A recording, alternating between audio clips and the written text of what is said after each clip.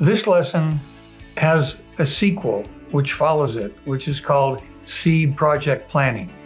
But in this lesson, we're going to just look at the definition, the characteristics, and the benefits of a seed project.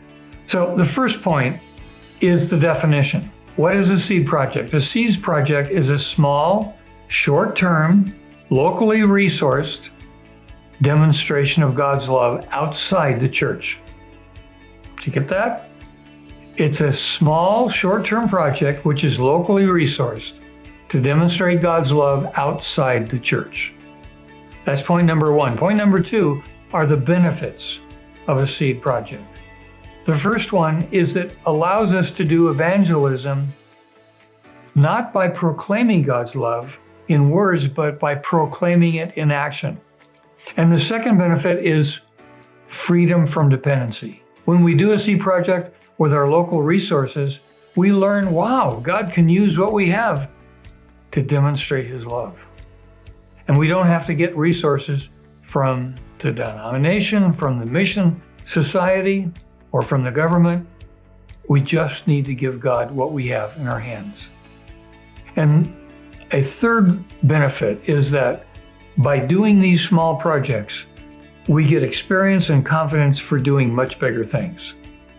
The third point is to understand the key characteristics. Now, these characteristics, there's 10 of them.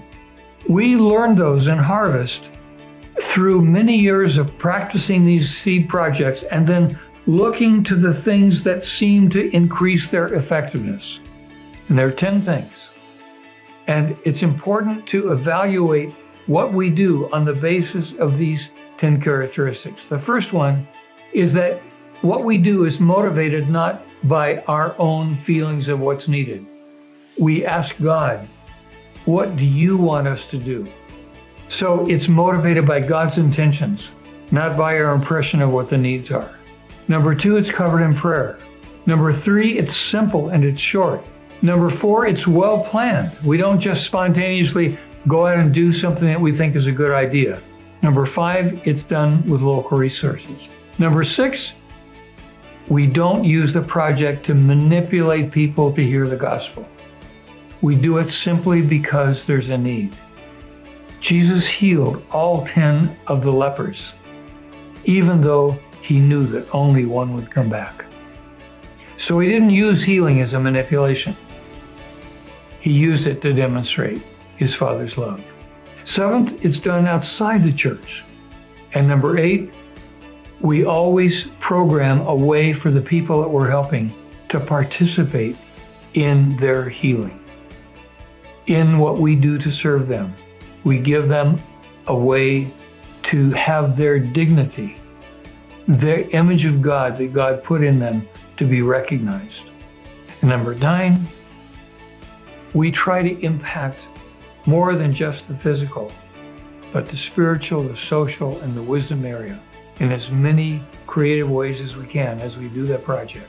And finally, we do it so that God is praised. So there's really only 3 main points to this lesson.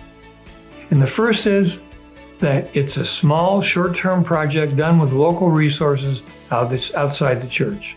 And the second is that we are able to do evangelism holistically, not through just the proclamation of the gospel, but by its demonstration.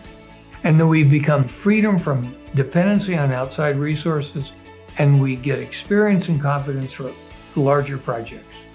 And the third point is that we need to evaluate what we're doing on the basis of these characteristics that we've learned go into making a successful seed project.